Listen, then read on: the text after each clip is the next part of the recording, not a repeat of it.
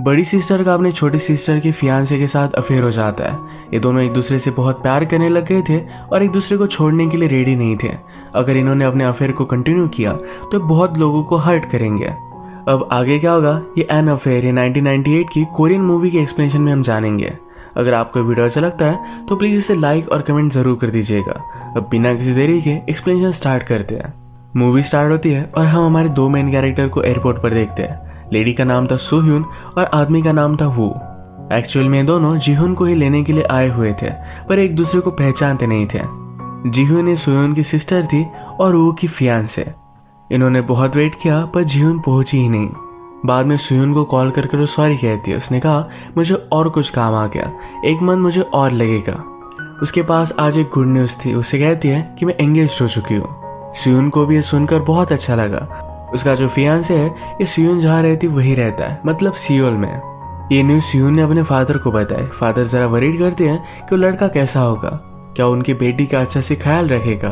वो थोड़े से डर रहे थे। वो भी यही चाहते थे कि जल्द से जल्द उनकी बेटी की शादी हो जाए, तो ये सब बात वो एक्सेप्ट कर देते हैं। जीहुन लौटने के बाद तुरंत शादी करने वाली थी। हम सुह्यून के घर पर देखते हैं उसका एक बेटा और एक हस्बैंड है। रात में सोते वक्त सुह्यून ने अपने हस्बैंड से कहा कि किचन की वायरिंग खराब हो चुकी है, पर हस्बैंड इस बारे में भूल चुका था। ये सीन रिप्रेजेंट करता है कि बहुत दिनों से हस्बैंड वाइफ में प्रॉब्लम चल रही है, पर उसके हस्बैंड ने इस बात को नोटिस नहीं किया। अगले दिन सुह्यून का बेटा ट्रिप पर जा रहा था तो उसने उसे छोड़ दिया। आज सुह्यून वू से मिलने वाली थी, जीहुन का फियांसे। ये मिलकर शादी के बारे में डिस्कस करने वाले थे। ये दोनों मिले और इनकी बातों से हमें पता चलता है कि वो 14 ईयर से यूएसए में था। अब वो कंस्ट्रक्शन का काम करता है। वैसे फाइनेंशियली तो बहुत ही स्टेबल है। उसने सुह्यून से कहा कि तुम बहुत ही यंग लगती हो, तुम्हें बेटा है कोई भी बोल नहीं सकता। सुह्यून ने इस पर सिर्फ हंस दिया। सुह्यून वू से कहती है कि शादी के बाद तुम्हें घर की जरूरत पड़ेगी, तो इसी वजह से अलग अलग प्लेसेस पर जाकर एक घर ढूंढने वाले थे। आज रात सुह्यून के हस्बैंड की ऑफिस की पार्टी थी, इसमें वो भी आई, पर यहाँ पर उसका हस्बैंड सिर्फ अपने कलीग से बिजनेस की बातें करता है। उसे बहुत ही अकेला महसूस होता है। इसके बाद नेक्स्ट सीन में हम देखते हैं वू के फादर और सुह्यून के फादर ने भी शादी के लिए बात कर ली थी। अगले दिन वू और सुह्यून ने घर ढूंढने के लिए मिले। एक एजेंट ने उन्हें घर दिखाया, पर बहुत ही कंजस्टेड था, इन्हें पसंद नहीं आता। ये अगले दिन घर ढूंढने का फिर से ट्राई करने वाले थे। सुह्यून को लगता है कि सबर्ब में सिटी के बाहर बहुत अच्छा घर मिल सकता है, तो यही घर ये देखने के लिए आए। घर के सामने एक बहुत ही ब्यूटीफुल सा लेक था जो वू इनको बहुत पसंद आता है। इसके बाद ये लेक के पास वॉक कर रहे थे। सुह्यून वू इनसे पूछती है कि एक अलग कंट्री में आना तुम्हें कैसा लगता है। वो कहता है कि मैं स्लोली एडजस्ट कर रहा हूँ। उसने सुह्यून से पूछा क्या तुम कभी भी कहीं बाहर नहीं गई। सुह्यून कहती कि मेरा रूटीन बहुत ही फिक्स्ड है, मेरा हस्बैंड मेरा बेटा, इनमें मेरा पूरा दिन चला जाता है। वो ने कहा कि लाइफ में बहुत सारे चेंजेस आते रहते हैं, क्या पता 10 साल में तुम एडवेंचरस बन जाओगी, अलग अलग प्लेसेस घूमने लग जाओगी। फिर सुह्यून ने वू को घर पर छोड़ा। वो उसे कहता है क्या तुम अंदर कॉफी टी के लिए आना चाहती हो, पर सुह्यून उसे मना कर चली जाती है। अगले दिन वू के फादर के कहने पर इन्हें और एक घर देखने के लिए जाना था। वू को एक घर पसंद नहीं आता, पर उसके फादर ने ऑलरेडी बाय कर लिया है। वो सुह्यून से कहता है मेरे फादर हमेशा मेरी लाइफ को कंट्रोल करते हैं। मेरा एक ब्रदर भी था, उसकी डेथ के बाद वो मुझ पर बहुत ज़्यादा कॉन्सेंट्रेट करते हैं और मेरी पूरी लाइफ को कंट्रोल करना चाहते हैं। उसे उस लास्ट घर का लेक बहुत ज़्यादा पसंद आया था। तो सुह्यून कहती है अगर हम लेक के पास नहीं जा सकते तो लेक को तो यहाँ ले आ सकते हैं। वो फिर एक स्टूडियो में गई और एक बड़ा सा लेक का फोटो लेकर उसे गिफ्ट दे देती है। कहती है मेरा तुम्हारे लिए एक वेडिंग प्रेजेंट। इसके बाद ये दोनों लंच के लिए आए। वो अपने बचपन के बारे में बता रहा था जब वो ब्राज़ील में रहता था। वो कहता है मेरे घर के सामने सी की तरह एक बहुत ही बड़ा सा लेक था। वहाँ के मेरे फ्रेंड्स के साथ हम हमेशा सॉकर खेलते थे। खेलते खेलते लेक के पास ही मैं सो जाता था। वहाँ पर रहना बहुत ही ब्यूटीफुल एक्सपीरियंस था। वहाँ का सनराइज सनसेट ये सब चीज़ें बहुत ज़्यादा ब्यूटीफुल थी। सुह्यून को ये सब सुनना बहुत ही अच्छा लग रहा था। वो कहती है कभी कभी आपको कोई चीज़ें बहुत ही फेमिलियर लगती है, शायद वो अनजान हो। नेक्स्ट सीन में सुह्यून अपने हस्बैंड को कपड़े देने के लिए उसके ऑफिस में आई हुई थी। उसका हस्बैंड को एक प्रोजेक्ट पर काम करना है तो आजकल घर नहीं आ पाता। फिर से हम वो और सुह्यून को घर की शॉपिंग करता देखते हैं। अब इन दोनों में अच्छी फ्रेंडशिप हो गई थी। शाम में घूमते घूमते ये एक थिएटर के पास आया। वो टिकट लेने के लिए गया, तभी सुह्यून को उसकी सिस्टर का कॉल आता है। बात करने के बाद सुह्यून को गिल्टी लगा कि वो वू के साथ कर क्या रही है। वो टिकट लेकर वापस आया, पर सुह्यून को यहाँ से जाना था। आज रात वो सियून से फिर से चाय के लिए पूछता है, तो सियून उसके साथ अंदर आ गई। बाहर बारिश आ रही थी और खिड़की से व्यू देख रहे थे जो बहुत ही ब्यूटीफुल लग रहा था। वो सियून से पूछता है कि तुम क्या सोच रही हो। सियून कहती है कि तुमने मुझे ब्राज़ील के बारे में बताया था, ये व्यू देखकर मुझे ब्राज़ील की याद आ रही है। अब सियून जब घर जा रही थी तो वो ने उसे किस कर लिया। अगले दिन से उसे इग्नोर करने लग गई थी, तो वो डायरेक्टली सियून से हस्बैंड से मिलकर आता है। आज रात ये सब मिलकर डिनर करने वाले थे। डिनर के वक्त वो ने सियून के हस्बैंड से पूछा, तुम दोनों कैसे मिले थे। हस्बैंड कहता है, सियून को देखते ही मुझे प्यार हो गया था। मैं हमेशा उसका पीछा करने लग गया और एक दिन उसने मुझसे बात की और वो बहुत ही अमेजिंग थी। इसके बाद स्लोली उन दोनों में प्यार हो गया था। वो इन हस्बैंड से पूछता है, क्या तुम खुश हो। हस्बैंड कहता है कि खुशी क्या होती है। उसने फिश टैंक दिखाया और वो कहता है, इस टैंक की फिश को वार्म वाटर मिलता है, खाने के लिए भी सब कुछ मिल जाता है, उन्हें काम करने की जरूरत नहीं पड़ती है, इसे खुशी कहते हैं। इस फिश टैंक के पीछे हम सियून को भी देख सकते हैं। ये मूवी का कहने का तरीका था कि सियून का हस्बैंड भी उसे इसी तरीके से देखता है कि वो खुश है क्योंकि उसे सब कुछ मिल रहा है। वू को छोड़ने के लिए लिफ्ट में सियून उसके साथ आए। वो उसे पकड़ लेता है, कहता है, कल रात के लिए मैं सॉरी बोलने के लिए आया हुआ था पर मैं सॉरी नहीं हूँ। सियून कहती कि हम दोनों ये नहीं कर सकते। वू को छोड़कर वो ऊपर आई पर वो उसे फिर से कॉल करता है, कहता है कि जब तक तुम नीचे नहीं आती तो मैं यहाँ से नहीं जाऊँगा।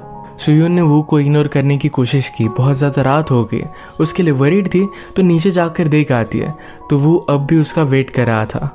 सियून पूछती कि तुम ये सब कर क्यों रहे हो। वू ने कहा, तुम्हें उस घर उस आदमी के साथ देखना ये मुझे बहुत गलत लगा।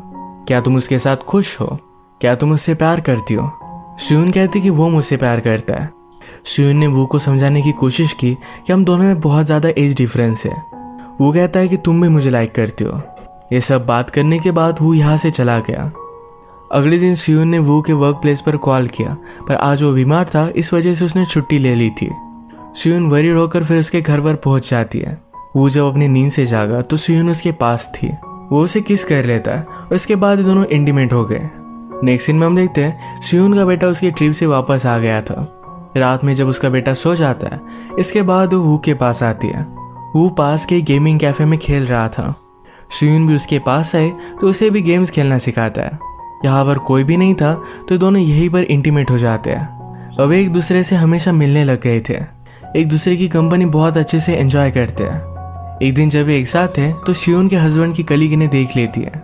उसने इन दोनों से बात की और उसे पता चल गया था इन दोनों में चल क्या रहा है। वू को आजकल लगने लग गया था कि सियून फिर से घर वापस जाए ही ना, उसी के साथ हमेशा रहे।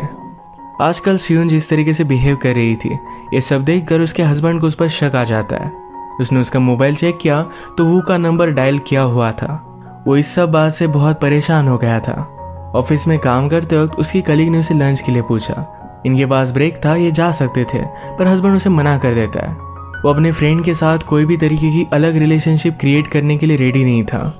उसके 1-2 दिनों के लिए कॉन्फ्रेंस थी तो सियून को टाइम मिला तो वो के साथ एक अलग प्लेस पर घूमने के लिए जाते हैं। घूमते घूमते सियून को जरा फीवर आ गया था तो वो उसका ख्याल रखता है। सियून जो भी करती है इस वजह से उसे बहुत गिल्टी लगता है। वो हमेशा इसके बारे में सोचती रहती है, पर वो ने कहा कि सिर्फ रिलैक्स करो, सब कुछ ठीक हो जाएगा। नेक्स्ट सीन में सियून ने वो की नोटबुक नोटिस की जहाँ पर कुछ डिटेल्स लिखी हुई थी। सियून उसे पूछती है कि ये सब क्या है, क्या कोई एयरपोर्ट से आने वाला है, क्या ये मेरी सिस्टर है। वो कहता है कि हाँ। यहाँ पर एक डूडल भी बना हुआ था तो सियून कहती है तुम मेरी सिस्टर के साथ बहुत टाइम तक फोन पर थे। सियून को बहुत बुरा लगता है और वहां से चली जाती है। आज रात सियून का हस्बैंड अपनी फ्रेंड के साथ था। उसे कहता है कि आज रात में तुम्हारे घर पर रुक सकता हूँ। उसकी फ्रेंड कहती है कि हमारी 20 साल की रिलेशनशिप है, आज तुम्हें लोनली लग रहा है, इस वजह से हम इसे तोड़ नहीं सकते। फ्रेंड ने उसे पूछा कि तुम्हारी वाइफ कैसी है। हस्बैंड को लगता है कि उसकी फ्रेंड को उसकी वाइफ के बारे में सब कुछ पता है, जो एक्चुअल में उसे पता था। अब 1-2 दिनों में सियून की सिस्टर जीहुन यहाँ पर पहुंच चुकी थी।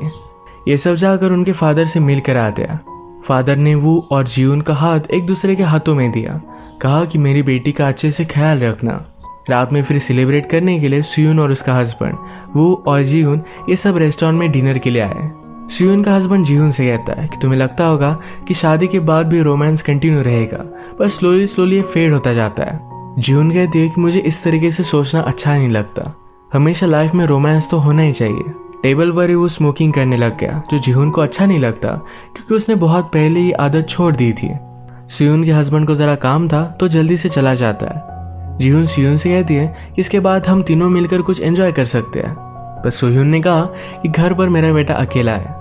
वो इस बात पर गुस्सा हो जाता है, कहता है क्या अब तुम्हें अपने बेटे का ख्याल आ रहा है।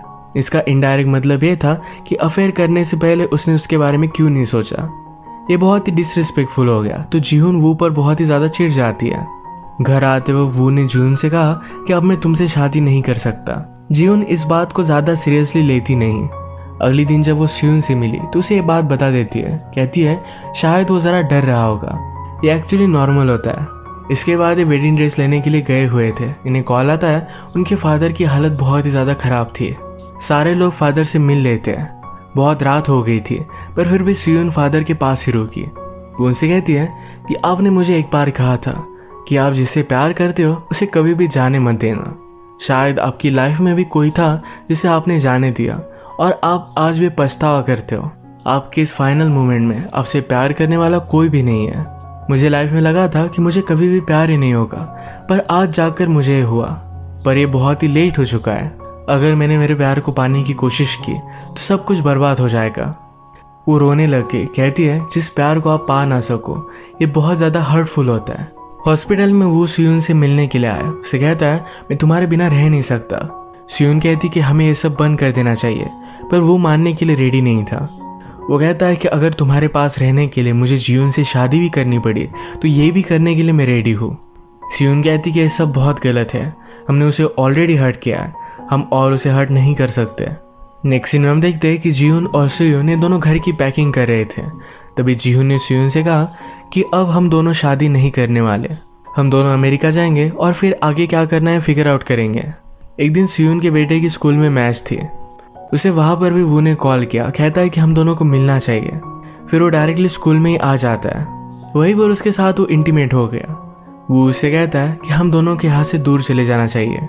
मुझे पता है कि तुम मना करोगी, तुम्हारी सिस्टर, तुम्हारे हस्बैंड, तुम्हारे बेटे को तुम नहीं छोड़ सकती। सियून इस पर हाँ कहती है। सियून कहती कि नहीं छोड़ सकती है। वो ने कहा क्या तुम सचमुच में मुझे फिर से मिले बिना ये पूरी लाइफ जी सकती हो? तुम बिना प्यार की बूढ़ी हो जाओगी।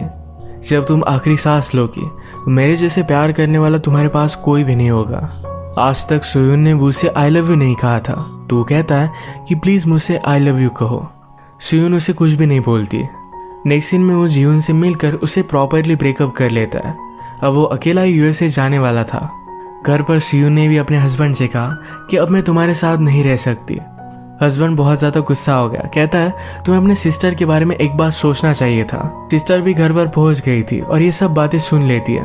वो सियून पर बहुत ज्यादा गुस्सा हो गई, कहती है आज से तुम्हें और मुझ में कोई भी रिलेशनशिप नहीं है। इसके बाद हम सियून को एयरपोर्ट पर देखते हैं। उसने वुइन को भी आई लव यू नहीं कहा था, तो इन दोनों की फिर से बात नहीं हुई थी।